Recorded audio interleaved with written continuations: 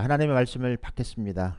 2017년 12월 31일 오늘 마지막 설교입니다. 산상수훈 말씀을 지금 강해하고 있는데 11번째입니다. 오늘 말씀의 제목은 예수님의 율법을 폐하러 온 것이 아니라 완성하러 오셨다라는 주제를 가지고 은혜를 받고자 합니다. 여기서 폐하다라는 말은 카타루샤이, 이 말은 집이나 장막을 헐어버리는 것을 말합니다. 집이나 장막을 헐어버리는 걸 말해요. 그런데 주님께서 이 땅에 오신 것은 그 집을 다시 헐어버렸던 집을 완성하기 위해서 이 땅에 오셨다는 말씀이라는 주제를 가지고 큰 은혜를 받고자 합니다. 우리 다 함께 일어나셔서 말씀을 받겠습니다. 마태복음 5장 17절에서 20절까지 말씀입니다. 우리 같이 한 목소리로 크게 합독하시겠습니다. 내가 율법이나 선지자를 폐하러 온 줄로 생각하지 말라. 폐하러 온 것이 아니요 완전하게 하려 함이라.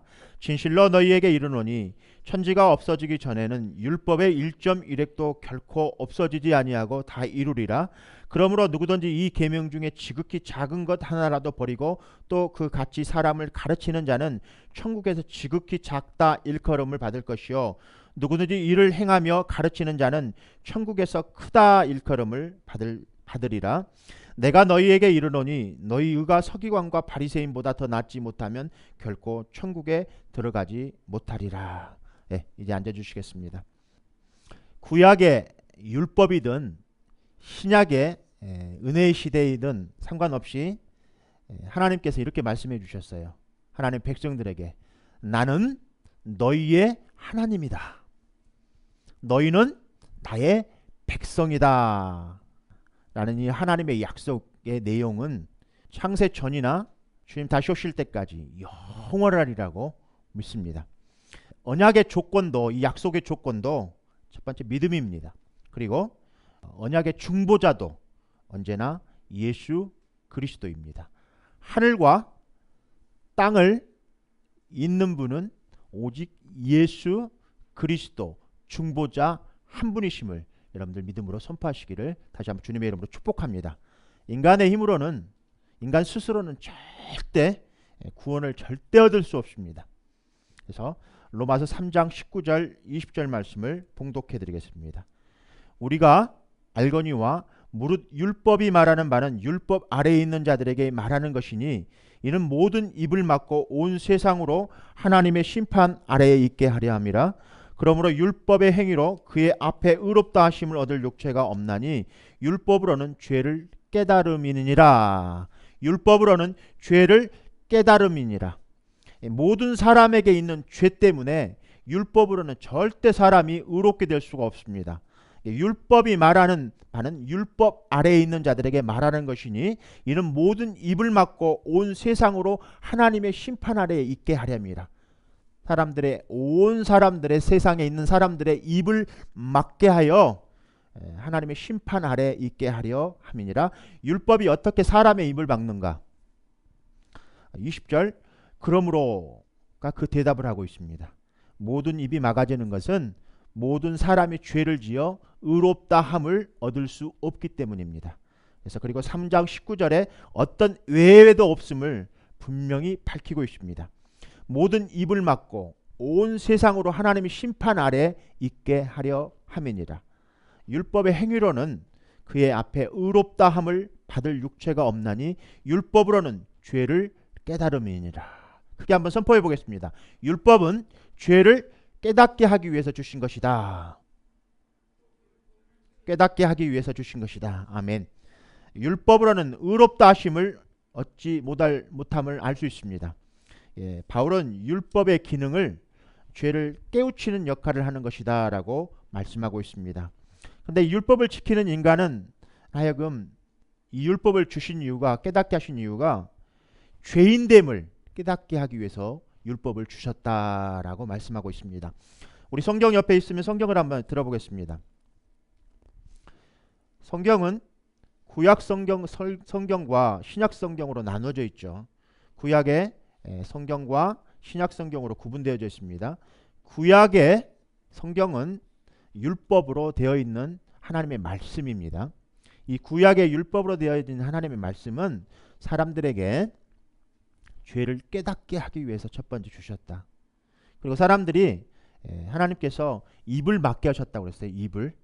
너희가 너희의 행위로, 선한 행위로 절대 구원할 수 없음을 입을 막으셨다는 거예요. 어떠한 것으로도. 그래서 하나님 앞에 심판받게 하려고 하나님께서 그렇게 말씀해 주셨다는 거예요. 그래서 율법으로는 죄를 깨닫게 하기 위해서, 두 번째 하나님 앞에 무능력을 깨닫게 하기 위해서 우리에게 주신 것입니다.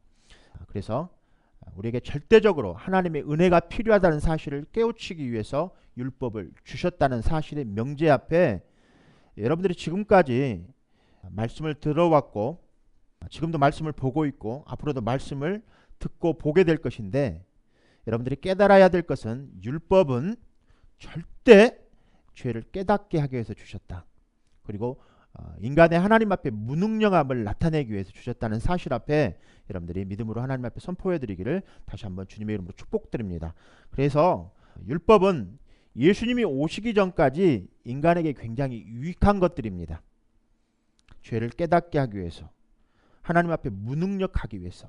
그러니까 하늘과 땅을 이으시는 중보자는 오직 예수님이에요. 방법의 조건은 오직 믿음으로밖에는 우리가 구원을 얻을 수 없습니다. 오직 예수 그리스도가 말하는 예수님의 역할은 중보자입니다. 그래서 예수님께서 우리를 하나님께로 나아갈 수 있게 해주셨습니다. 이것이 은혜입니다. 그리고 오직 예수님을 통해서만 하나님과 깨졌던 관계를 다시 회복할 수 있습니다. 예수님이 아니고는 우리가 하나님의 관계를 회복할 수 없다는 명제, 이것이 전제입니다. 그래서 우리는 항상 인생의 주어는 무엇인가, 이런 질문이 여기에서 주어져야 돼요. 오직 성경의 주제는 예수님이어야 된다. 크게 한번 선포해 봅니다. 우리 인생의 질문이 뭐냐면 이 성경의 주제는 예수님이어야 된다. 크게 한번 선포해 봅니다. 성경의 주제는 예수님이다. 여러분들 마음판에 꼭 새기시길 바랍니다. 성경의 주제는 예수님이에요. 그래서 여러분들이 인생의 주어가 무엇인가, 우리 인간은 완전하지를 못해요. 그러나 하나님은 완전하십니다. 그래서 성경적으로 이 완전하다, 온전하다라는 이 말은 마태복음 5장 48절에 이렇게 기록되어 있습니다. 그러므로 하늘에 계신 너희 아버지의 온전하심과 같이 너희도 온전하라. 온전하다라는 이 말은 흠이 없다, 또 죄가 없는 상태, 깨끗한 상태를 말하는 것입니다. 이 완전함의 의미입니다. 죄가 없고 하나님 앞에 깨끗하다는 말입니다. 그래서 우리 인생은 항상 하나님 앞에, 하나님은 온전하신 분이기 때문에 하나님을 통해서만 우리가 온전해질 수 있음을 오늘 여러분들 믿음으로 꼭 선포해드리고 그렇게 고백하고 그렇게 하나님 말씀대로 순종하시는 여러분들 되시기를 다시 한번 주님의 이름으로 축복합니다. 성경에 바울이라는 사도가 있습니다. 바울이라는 사도는 온전한 것에 대한 말씀을 성경에서 명백하게 제시하고 있습니다. 고린도전서 13장 10절입니다. 고린도전서 13장 10절에 온전한 것이 올 때에는 부분적으로 하던 것이 패하리라.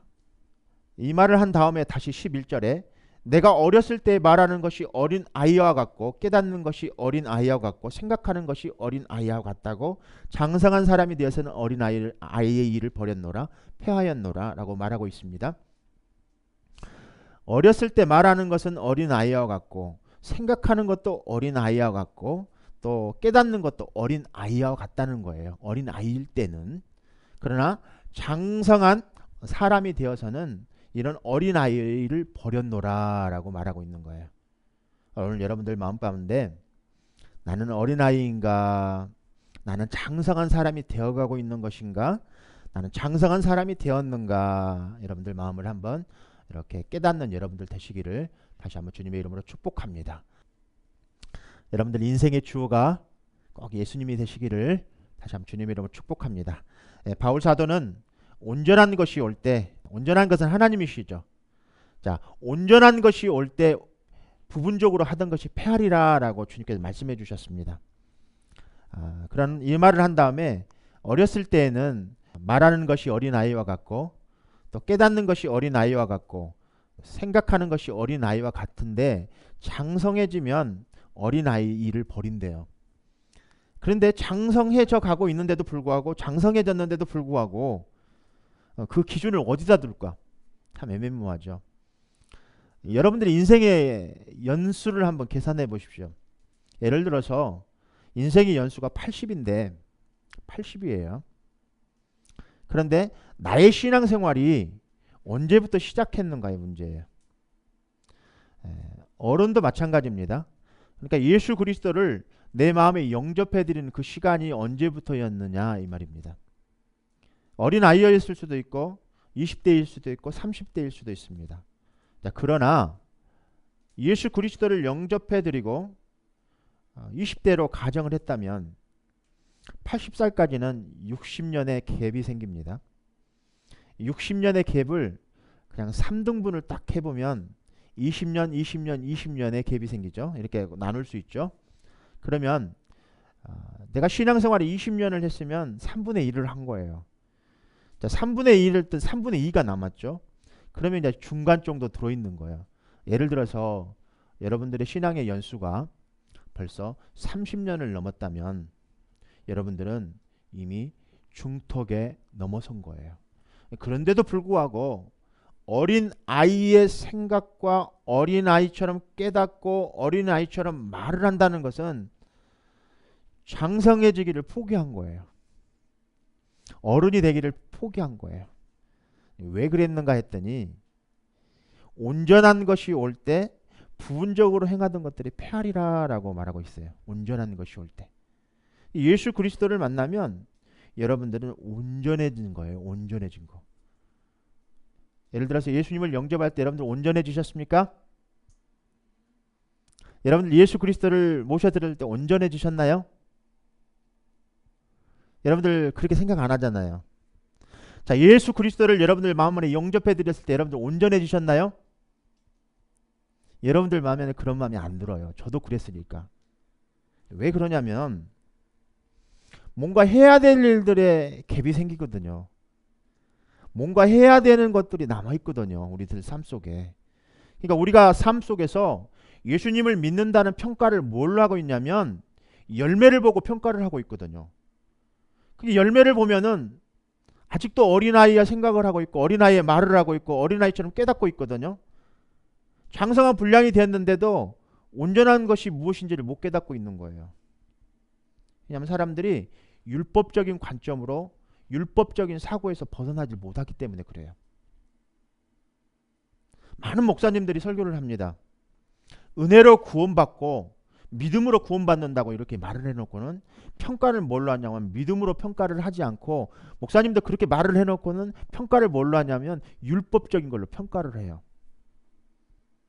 그러니까 율법주의에 완전히 여기가 사고가 뭉쳐있기 때문에 그런 관념에서 벗어나지 못하는 거예요. 그러니까 설교는 은혜로 설교를 하고 행동하는 것은 율법적인 사고의 삶을 사는 거예요. 모든 사람들이. 대부분의 많은 사람들이. 그러면 반대로 은혜로 구원받고 믿음으로 구원을 받아요. 그래서 은혜 안에서 믿음 안에서 사니까 하나님의 말씀을 순종하지 말아야 됩니까? 그런 방탕한 삶을 살게 되는 거죠. 그래서 구원받고 교회 다니고 신앙이 있고 그럼에도 불구하고 방탕한 삶을 살게 하는 것이 바로 율법 폐기론자들의 이야기입니다. 도덕 폐기론자들. 그거 안 해도 된다는 거예요. 예수님이 오셨으니까 성경은 완전하니까 그거 안 해도 된다는 거예요. 다 폐해졌으니까 행동 안 해도 된다는 거예요. 오늘 이 두 가지 상충하는 이 두 마디가 두 가지의 말을 여러분들이 정말 여러분의 마음판에 잘 새기셔서 여러분들의 신앙생활 삶이 어린아이의 생각에서 벗어버리시길 바랍니다. 그리고 어린아이의 말에서 벗어버리시길 바랍니다. 그리고 어린아이처럼 깨닫는 거에서 벗어버리시기를 다시 한번 주님의 이름으로 축복드립니다. 본문의 말씀을 연관해서 계속 말씀을 계속 생각해 보겠습니다. 마태복음 5장 17절입니다. 오늘 지금 바울 사도가 말하는 고린도전 13장 13절 말씀이 10절에서 13절 10절에서 11절 말씀처럼 온전한 것이 오면 부분적으로 행하는 것을 폐하게 된다는 거예요. 자, 그러면 율법 시대에 살았던 모든 사람들은 율법이 주어지는 이유가 깨닫게 되는 율법이 주어지는 이유가 죄를 깨닫기 위해서 주어진다고 그랬습니다. 그리고 인간의 무능력한 것들을 말해주기 위해서 깨닫기 위해서 율법이 주어졌다고 그랬어요. 자, 그러면 죄를 깨닫기 위해서 자, 무능력한 것들을 깨닫기 위해서 뭔가 자기들이 뭔가 율법을 해서 성경의 구약의 율법은 거의 뭐 613가지가 되는 해야 되는 일과 하지 말아야 되는 것들이 있어요. 십계명 외에도 모세를 통해서 주셨던 십계명 외에도 613가지가 되는 거의 뭐 지킬 수 없는 것들을 주셨어요. 하나님께서 왜 지킬 수 없는 것들을 주셨을까? 한번 생각해 봐야 돼요. 우리 죄를 깨닫게 하고 그것을 통해서 죄를 깨닫게 하고 하나님 앞에 무능력함을 깨닫기 위해서 이걸 주셨다는 거예요. 온전한 것이 올 때 부분적으로 행하는 것들을 폐하리라고 그랬습니다. 자, 온전한 것이 언제 왔습니까? 2000년 전에 예수님께서 십자가를 엊그저께 성탄절이었죠. 예수님께서 오셨을 때 온전한 것이 폐하리라라고 말하고 있어요. 근데 예수님께서 오셔서 십자가에서 딱 한마디 말씀하셨죠. 다 이루었다라고. 무엇을 이룬 것입니까? 율법을 다 이루었다는 거예요. 율법을 폐하다는 것은 집을 허물어뜨려 버리는 걸 말하는 거예요. 근데 주님께서 이 땅에 오신 것은 그 집을 완성하러 오셨다는 거예요. 뭐를 말하는 걸까요? 죄, 그거 말하고 있는 거예요. 죄인은 하나님 앞에 나아갈 수가 없습니다. 절대적으로 죄인은 하나님 앞에 나아갈 수가 없어요. 죄인은 절대로 천국에 들어갈 수 없습니다. 죄인은 절대로 새 하늘과 새 땅에 들어갈 수 없습니다. 지옥에 갑니다.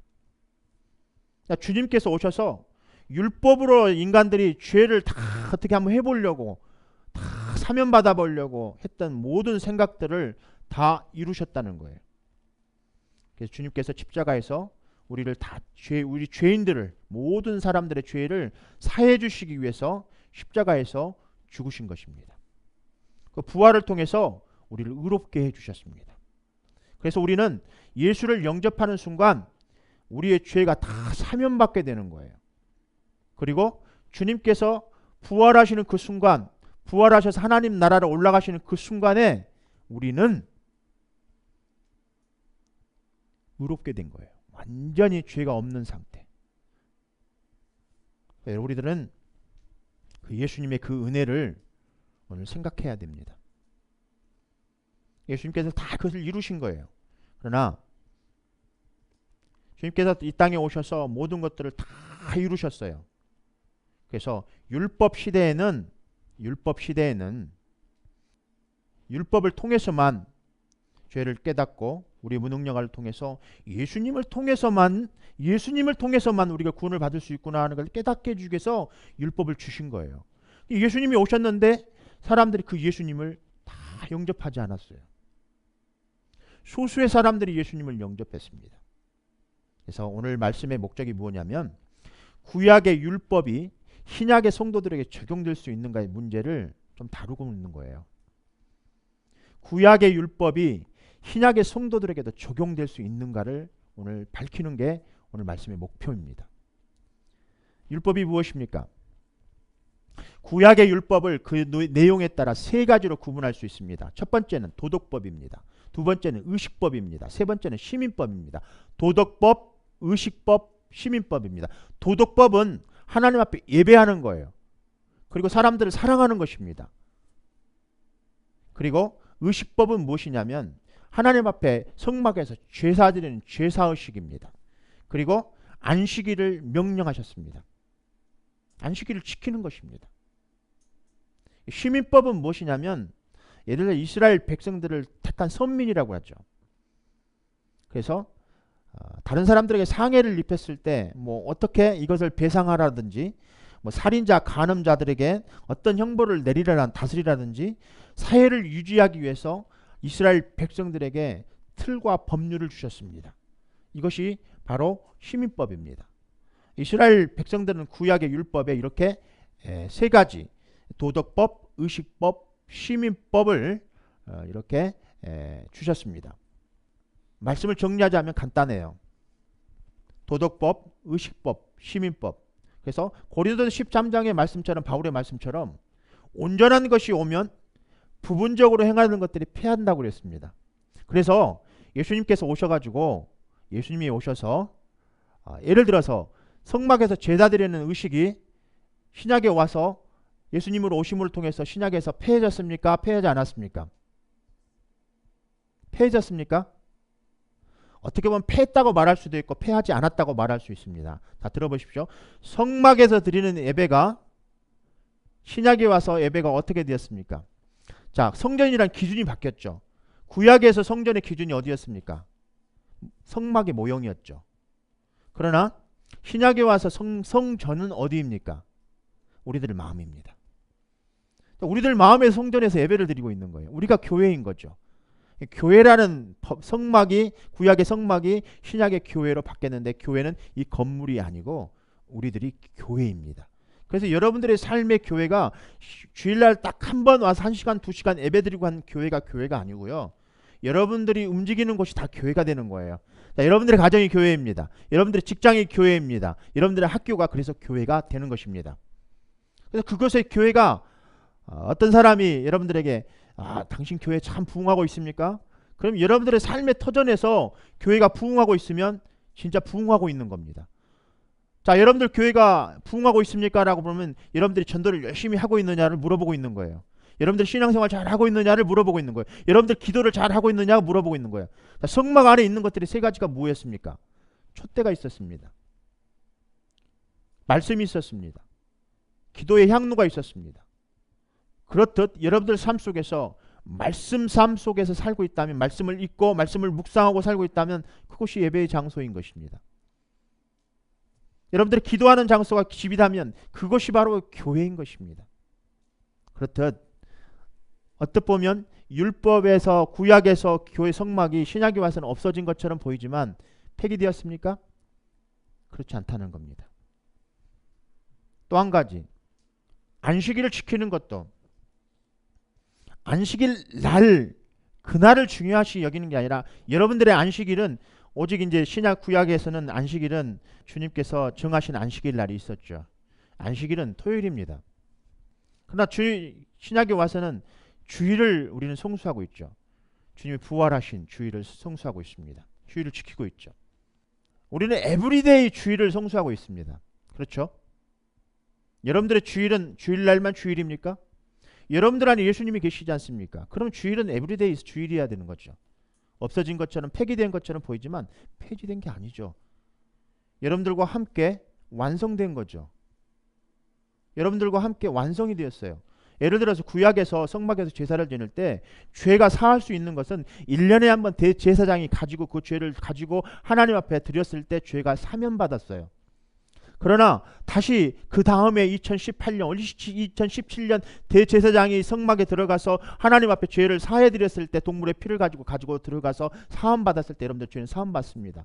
그러나 신약에 와서는 예수님께서 단 한 번의 십자가에서 죽으심으로 죄가 사함받았어요. 여러분들 안에 예수님이 계시다면 여러분들의 죄는 없는 거예요. 완성되었지 않습니까? 어떻게 보면 구약에 있는 율법이 폐기된 것처럼 보이지만 신약에서는 오늘 우리들에게는 예수님이 우리와 함께 살아계십니다. 완성자로. 어디에서? 우리들 안에서. 예수님 안에서. 그래서 그리스도 안에 있으면 여러분들이 자유한 것입니다. 여러분들 자유하셔야 돼요.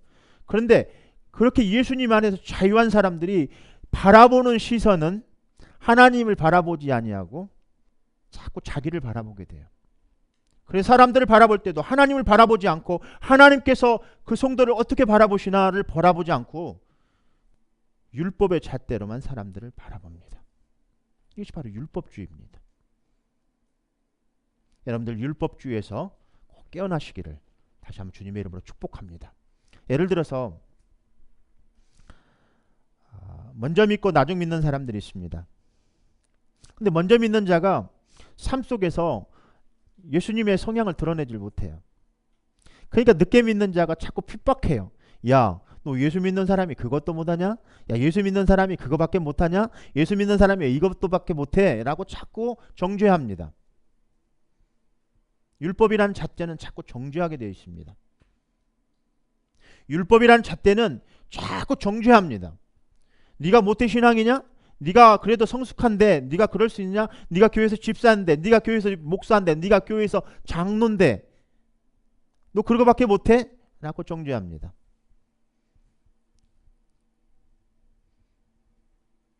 제가 조금 전에 예수님께 오셨을 때 부분적으로 해놓은 것들을 폐하게 된다고 그랬습니다.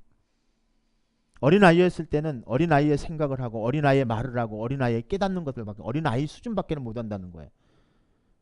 그러니까 우리가 이해해야 될 것은 그렇게 이해하면 됩니다. 아, 아직 어린아이의 수준에 있구나 라고. 그러면 이해가 좀 되는 거예요. 그렇죠? 앞으로는 장성해지겠지, 장성한 분량에 되면은 그런 것들을 폐하게 된다고 말하고 있습니다. 그렇듯 율법의 관계는 그렇습니다. 모든 이 땅에 있는 것들은 그림자들입니다. 그림자들. 예를 들어서 진리의 반대말이 무엇일까요? 에? 아우, 당첨입니다. 진리의 반대말은 거짓입니다. 그러면 그림자의 반대말은 무엇일까요? 에? 빛. 뭐 틀린 말은 아니죠. 진리의 반대말은 거짓말이에요. 그러니까 오늘 본문의 말씀에도 그래요. 율법이 폐기되었는가? 폐지되지 않았는가? 그런데 많은 교회 강단에서 율법은 폐기되었다고 말하고 있습니다. 거짓 진리를 선포하면 하나님 앞에 화가 있습니다. 그래서 성경을 상고하고 성경의 말씀을 전하고 성경의 말씀을 가르치는 자들은 성경을 깊이 묵상하셔야만 합니다. 오늘 본문의 말씀이 굉장히 위험한 말씀입니다. 합니다. 여러분들 삶 속에서 이 말씀만 정리되면 여러분들 삶 속에서 믿음 안에서 자유로워지실 겁니다.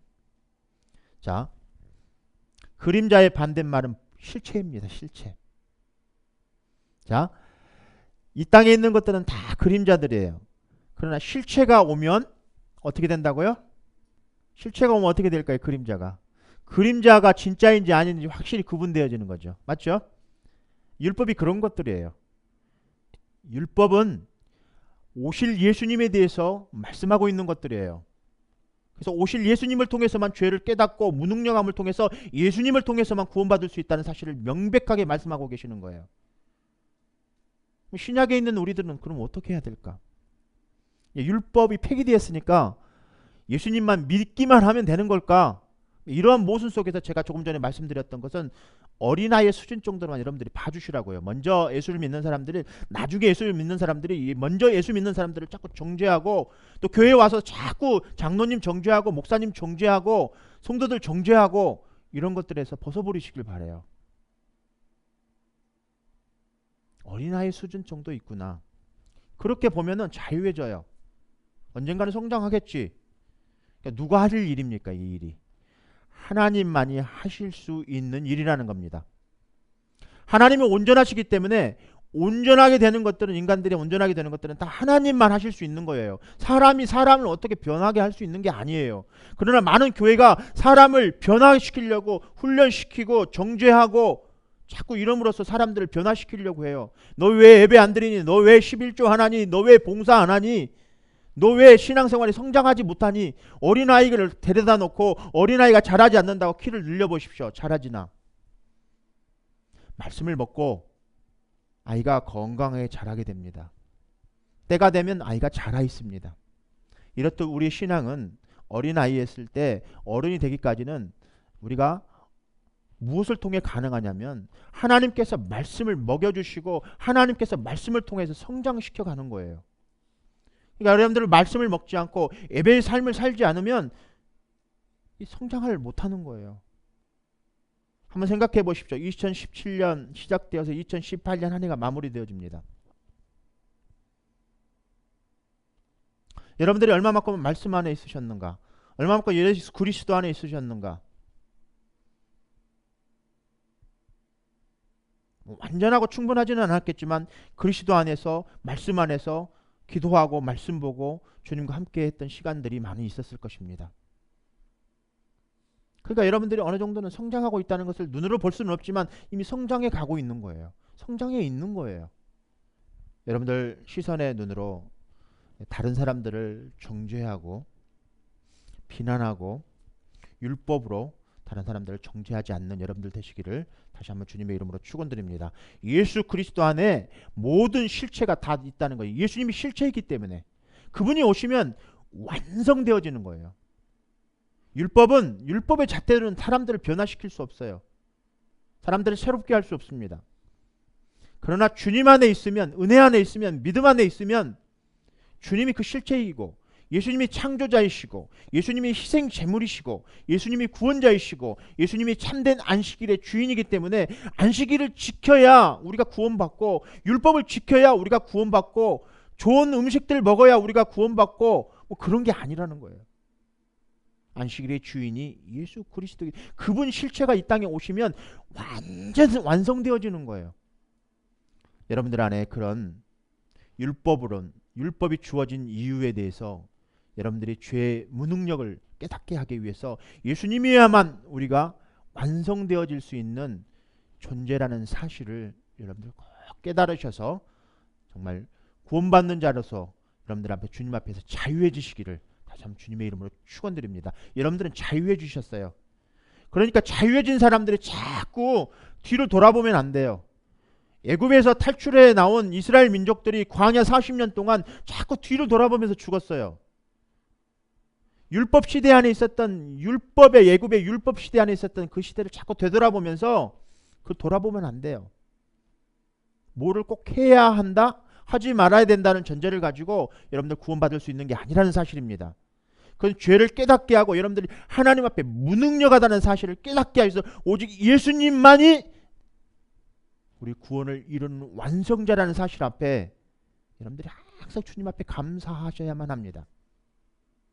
그러면 이제 예수님이 이 땅에 오셔서 여러분들은 완전히 자유케 하셨어요. 그러면 율법이 없어졌냐 이 말이에요. 율법이 없어졌냐.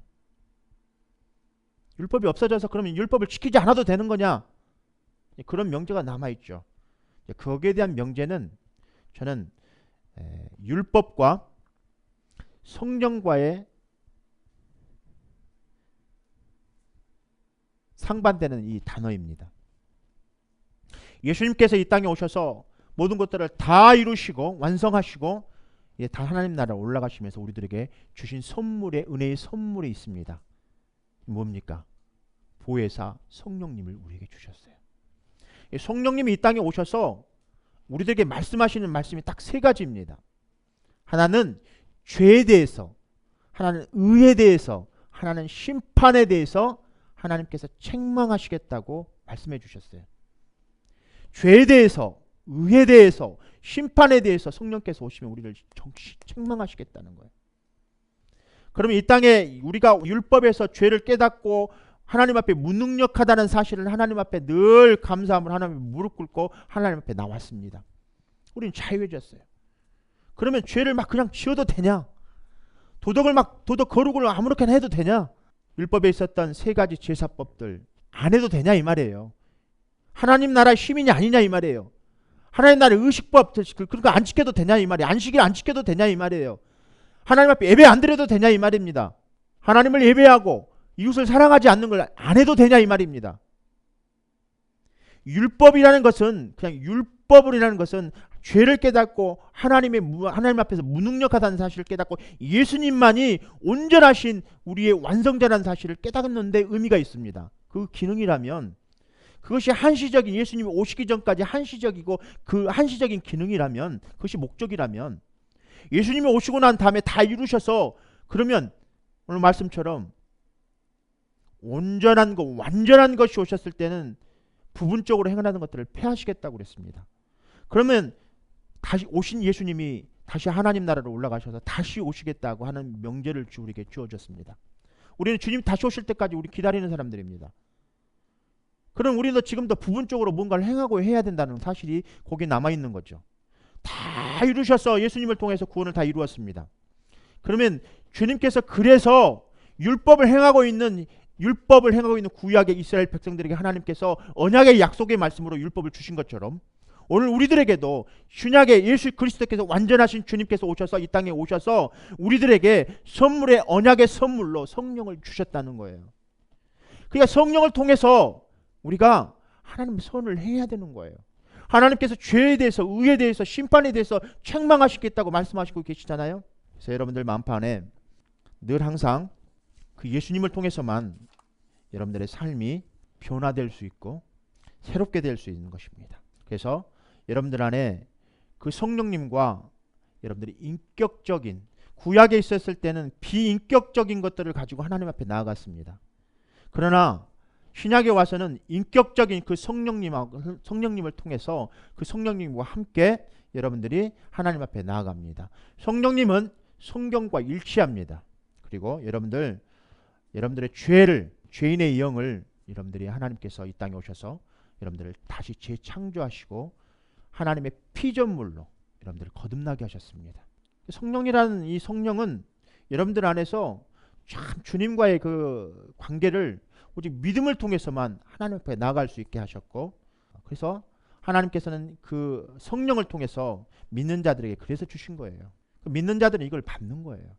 여러분들 안에 그 성령님을 통해서 성령과 그 교제가 없는 사람들은 여전히 예수를 믿고 나서도 여전히 율법의 삶을 되돌아가서 살고 있고요. 성령과 교제가 없는 사람들은 여전히 그냥 아무런 성령과 무관한 삶을 살고 있습니다. 다시 한번 여러분들에게 질문하면 여러분들의 주인은 누구입니까? 하나님이십니다. 성령과 무관한 삶을 살고 있기 때문에 전혀 믿기만 하면 구원받는다, 믿기만 하면 천국 간다, 전혀 구약에 있는 뭐 이런 것들 지키면 율법이다, 율법으로 구원받을 수 없다라는 그게 헤어나지를 못하고 있는 거예요. 구약에 있을 때 율법은 죄를 깨닫고 무능력함을 깨닫고 예수 그리스도만이 우리의 구원자라는 사실을 깨닫게 해주는데 그 목표가 있었다면, 신약에 와서는 예수 그리스도가 이 땅에 오셔서 우리의 성령을 주시는 것은 죄에 대해서, 의에 대해서, 심판에 대해서 책망하시기 위해서 우리를 주셨다는 거예요. 그렇다면 이 땅에 성령의 인도함을 받지 못한다면 내가 죄인인지, 죄를 짓고 있는지, 의인인지 깨닫지를 못하는 거예요. 어린아이일 때는 어린아이의 말을 하고 어린아이의 생각을 하고 어린아이처럼 깨닫지를 잘 못한다고 그랬습니다. 장성한 어른이 되었을 때만이 온전해진다고 말하고 있습니다. 이 말은 구약에서도 사용되는 말이고 신약에서도 사용될 수 있는 말입니다. 율법이 그랬습니다. 신약에 살고 있는 우리들은 그러면 하나님의 선물인, 이 은혜의 선물인 성령을 통해서만 우리는 하나님 나라의 자녀로서 하나님의 인도를 받으며 살아갈 수 있는 유일한 조건이며, 그 믿음이 여러분들에게 조건이며, 그걸 통해서만 하나님 나라에 들어갈 수 있습니다. 성경 한 구절만 더 보겠습니다. 갈라디아서 5장 16절입니다. 내가 이르노니 너희는 성령을 따라 행하라. 그리하면 육체의 욕심을 이루지 아니하리니 육체의 소욕은 성령을 거스리고 성령은 육체를 거스리나니 이 둘이 서로 대적함으로 너희가 원하는 것을 하지 못하게 하려 함이니라. 너희가 만일 성령의 인도하시는 바가 되면 율법 아래 있지 아니하리라. 아멘. 너희가 성령의 인도하심을 따르면 율법 아래 있지 아니하리라. 한 구절 더 보겠습니다. 로마서 8장 1절에서 8장 2절입니다. 그러므로 이제 이 그리스도 예수 안에 있는 자는 결코 정죄함이 없나니 이는 그리스도 예수 안에 있는 성령의 법이, 생명의 성령의 법이 죄와 사망의 법에서 너를 해방하였음이니라. 율법은 메시아가 오시기 전에 주어졌던 하나님의 선물이었습니다.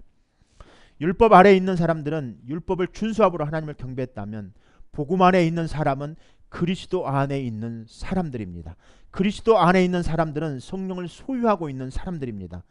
이제 구약의 율법에 있는 사람들은 그 율법을 지킴으로써 하나님 나라에 들어가려고 부단히 비자발적으로 반강제적인 명령에 의해서 움직였다면, 이제 신약에 있는 사람들은 예수 그리스도를 영접함으로 성령이 내 안에 와서 인격적으로 주님과 함께 교제하는 사람들입니다. 믿음을 주셔서 믿음으로 반응하는 사람들입니다. 그렇다면 주의 영이 우리 안에 들어와서 우리가 새롭게 된 사람들입니다. 거룩한 하나님의 피조물이 된 사람들이에요. 그런즉 누구든지 그리스도 안에 있으면 새로운 피조물이라. 이전 것은 지나갔으니 보라 새 것이 되었다라고 말씀하신 주님의 말씀처럼 이제 주님 안에 있는 자들은 성령을 따라서 자발적으로 하나님 말씀을 순종하고 나아가는 것입니다. 불신자들은 하나님 말씀을 순종할 수 없습니다. 그러나 그리스도의 사람들은 하나님의 법을 이제 지킬 수 있습니다. 율법은 폐지되었는가? 그렇지 않습니다. 완성되어졌습니다. 주님 안에서. 이제 성령을 통해서 우리들은 오늘 폐하러 온 줄 생각하러, 예수님이 오신 목적이 율법을 폐하러 온 것을 생각하지 말라. 폐하러 온 것이 아니라 완전케 하려 함이라는 이 말씀 앞에 여러분들 믿음으로 주님 앞에 찬양과 경배를 올려드리시기를 다시 한번 주님의 이름으로 축복드립니다. 그런데 율법을 완전히 지킬 수는 없습니다. 완전히 지킬 수는 없어요. 그러나 우리는 선행을 통해서 한 사람도 선행을 통하지 않고서는 우리 안에 그리스도가 살아있는 것을 증거할 수 없는 거예요. 예를 들어서 여러분들 마음 안에 사과의 씨가 여러분들 안에 마음판에 떨어졌다면, 이것이 말씀이고 예수 그리스도의 성령이라면 사과의 씨는 자라서 열매를 맺지 못하면 그 씨가 사과인지 예수 그리스도인지 성령인지 증거할 수 없는 것입니다. 꼭 여러분들 말씀 안에 말씀을 순종하는 여러분들 되시기를 다시 한번 주님의 이름으로 축복드립니다. 오직 성령을 통해서만 여러분들 우리 주양교 성도님들은 성령을 쫓아 행하십시오. 그리고 성령의 인도함을 꼭 받으시기를, 또 성령의 열매를 2018년에는 풍성하게 열매를 많이 맺으시는 여러분들 되시기를 다시 한번 주님의 이름으로 축원하면서 오늘 말씀을 맺고자 합니다.